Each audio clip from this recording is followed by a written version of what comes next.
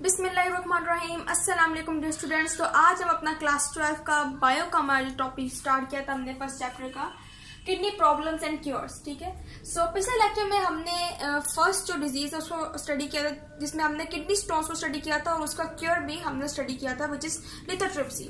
तो आज हम दूसरी जो हमारी किडनी प्रॉब्लम्स हैं उसको स्टडी करेंगे, ठीक है, विच इज रीनल फेलियर। ठीक है, और इसकी कुछ क्योर्स हैं उसको भी हम आज डिटेल में स्टडी करेंगे।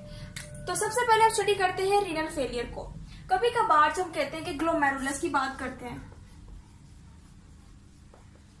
जैसा कि हमें पता है कि सारा का सारा जो वेस्ट है वो ग्लोमेरुलस के जरिए क्या करता है, एंटर होता है बोमेन कैप्सूल में। अब ज्यादा से ज्यादा वेस्ट इकट्ठा करने की वजह से हम कहते हैं कि ग्लोमेरुलस जो है उसके ऊपर इन वेस्ट का नेगेटिव अफेक्ट पड़ता है, यानी कि क्या करते हैं इसको जो ग्रेजुअली इसको क्या करता है, डिस्ट्रॉय करता है। ठीक है, अब जब ये वेस्ट ग्लोमेरुलस में जमा होना शुरू हो जाते हैं, ठीक है ना, इसके जरिए से ही पास होते हैं, तो नेगेटिव इफेक्ट इसका क्या होता है कि आहिस्ता आहिस्ता ही डिस्ट्रॉय होना शुरू हो जाता है। अब जब ये डिस्ट्रॉय होते हैं तो ये प्रॉपर्ली वर्क नहीं कर पाते, मींस के सारा का सारा वेस्ट जो है वो प्रॉपर्ली बोमेन कैप्सूल के अंदर एंटर नहीं हो पाता है। अब इस वजह से बहुत सी बीमारियां जो है वो निकलती है, जैसे कि हमारे पास जो ब्लड प्रेशर है वो बहुत ज्यादा हाई हो जाता है। इसके अलावा अनेमिया एक बीमारी है जिसके अंदर हमारे पास जो ब्लड सेल्स होते हैं वो क्या होते हैं, डिस्ट्रॉय हो जाते हैं। यानी कि ब्लड सेल्स या तो हमें अनेमिया हो सकता है, ठीक है ना, जब हमारा ग्लोमेरुलस जो है वो डिस्ट्रॉय होना शुरू हो जाता है, या फिर कभी कभार ब्लड प्रेशर जो है वो हाई हो जाता है। ठीक है, अब इस केस को हमने क्या करना है कि इसका अगर हमने क्योर निकालना है तो उसके लिए हम करते हैं कि डायलिसिस। हमारे पास जो क्योर इसका निकलता है वो है डायलिसिस। अब डायलिसिस के जरिए हम क्या कर सकते हैं कि अगर हमारा ग्लोमेरुलस जो है वो डिस्ट्रॉय हो चुका है तो डायलिसिस के जरिए से हम सारा का सारा वेस्ट जो है वो क्या कर सकते हैं, बॉडी से एलिमिनेट कर सकते हैं। अब जब ग्लोमेरुलस हमारे पास अब जब रीनल फेलियर जो है वो क्रोनिक लेवल पे पहुंच जाता है, मीन्स क्या बहुत ज्यादा शदीद हो जाता है, बहुत ज्यादा हाई लेवल पे हो जाता है, तो ग्लोमेरुलस वर्क करना छोड़ देता है। इस केस के अंदर हमारे पास सारा का सारा वेस्ट जो है वो बॉडी से एलिमिनेट नहीं हो पाता, क्योंकि सारा का सारा ब्लड ग्लोमेरुलस से फ्लो करता हुआ चला जाता है आगे और बोमेन कैप्सूल में इकट्ठा नहीं हो पाता है। इसलिए हम डायलिसिस का प्रोसेस यूज करते हैं, ठीक है ना, एक थेरेपी यूज करते हैं जिसके जरिए से हम अपनी बॉडी से सारा का सारा जो वेस्ट मटीरियल है उसको एलिमिनेट करते हैं। डायलिसिस के अंदर हम ज्यादातर यूज करते हैं जी एक मशीन होती है जिसको हम नाम देते हैं डायलाइजर का। अब ये एक ऐसी मशीन होती है जिसके जरिए हम सारा का सारा जो वेस्ट मटेरियल है, सारा का सारा जो नाइट्रोजीनियस वेस्ट है उसको बॉडी से एलिमिनेट कर सकते हैं। अब डायलिसिस हमारे पास दो तरह की होती है। एक हमारे पास होती है हीमोडायलिसिस जिसके अंदर हम डायलाइजर का यूज करते हैं। एक हमारे पास होती है पेरिटोनल डायलिसिस। ठीक है, अब हीमोडायलिसिस के अंदर हम क्या करते हैं, डायलाइजर का यूज करते हैं, मींस के जिसके अंदर रीनल फेलियर की जो प्रॉब्लम है वो मौजूद है तो उसका ब्लड डायलाइजर के अंदर फ्लो किया जाता है। ठीक है, अब इसके अंदर हमारे पास टू ट्यूब जारी होती है। एक ट्यूब के अंदर ब्लड फ्लो करता है और दूसरे ट्यूब के अंदर हमारे पास मौजूद होता है डायलाइसिस फ्लूइड।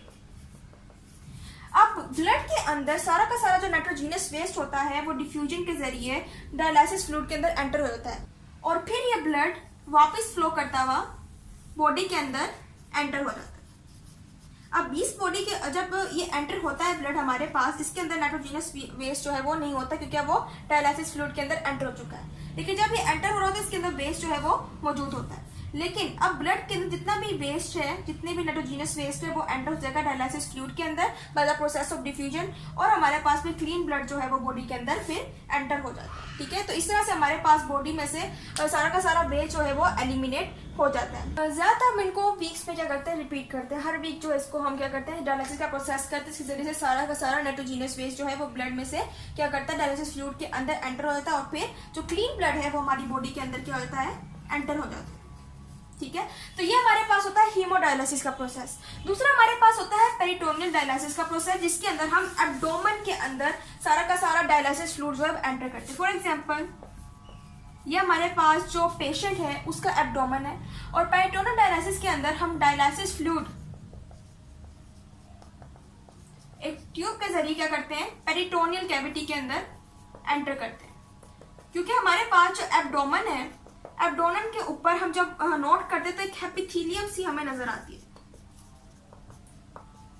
ठीक है ना, एक वॉल सी हमें नजर आती है, ठीक है ना, एक थिन वॉल होती है जिसको हम नाम देते हैं पेरिटोनियल कैविटी का, ठीक है।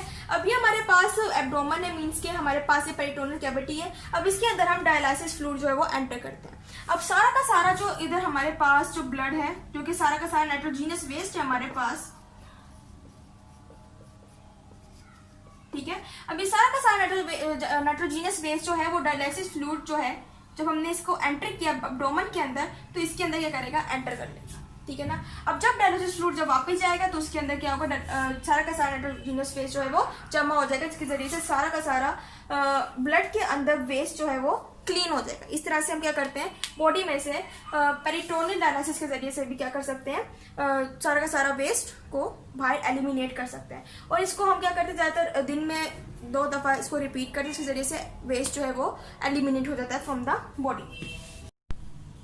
और समटाइम्स हमारे पास रीनल फेलियर जो है वो एंड स्टेज पे आ जाता है, जिसको हम एंड स्टेज ऑफ रीनल भी कहते हैं, ठीक है ना।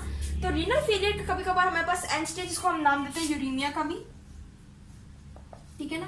अब इस केस के अंदर हमारे पास डायलिसिस का जो प्रोसेस है वो क्या होता है, अनेबल होता है, यानी कि अब इसके अंदर हमारे पास डायलिसिस तो काम करता है एज अ टेम्परेरी, ठीक है ना। अब डायलिसिस हमारे पास टेम्परेरी मेजरमेंट होती है, जिसके जरिए से हम क्या कर सकते हैं, अपनी बॉडी में से एक्स्ट्रा एलिमेंट जो है उनको बाहर निकाल सकते हैं।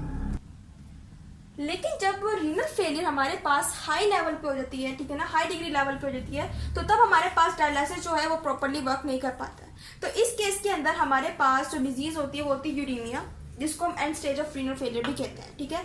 अब इस केस के अंदर हमारे पास सिर्फ एक चॉइस होती है कि हम क्या कर सकते हैं, इस केस के अंदर हम क्या करते हैं, किडनी ट्रांसप्लांट, यानी कि अब इस केस के अंदर हमारे पास किडनी जो है वो फंक्शन करना छोड़ देती है। अब इस केस में हमारे पास क्या होता है कि हम क्या करेंगे, डोनर से क्या करते हैं, किडनी ट्रांसप्लांट करते हैं, यानी से किडनी लेते हैं, जिसकी वजह से हमारा जो ट्रीटमेंट है वो क्या होता है, फिर परमानेंट। डायलिसिस के जरिए हमारे पास जो ट्रीटमेंट होता है वो टेम्परेरी हो रहा था, लेकिन जब हम किडनी ट्रांसप्लांट करवाए तो उसके जरिए से हमारे पास जो क्योर हो जाता है रीनल फेलियर का, वो हो जाता है परमानेंट, ठीक है। सो ये था आज का हमारा लेक्चर। उम्मीद है आपको लेक्चर समझ आया होगा। तो इंशाल्लाह अगले लेक्चर में हम जो मजीद हमारे पास जो लास्ट जो मैकेनिज्म है हमारी थर्मोरेगुलेशन की, उसको स्टडी करेंगे, ठीक है। सो तब तक के लिए अल्लाह हाफिज।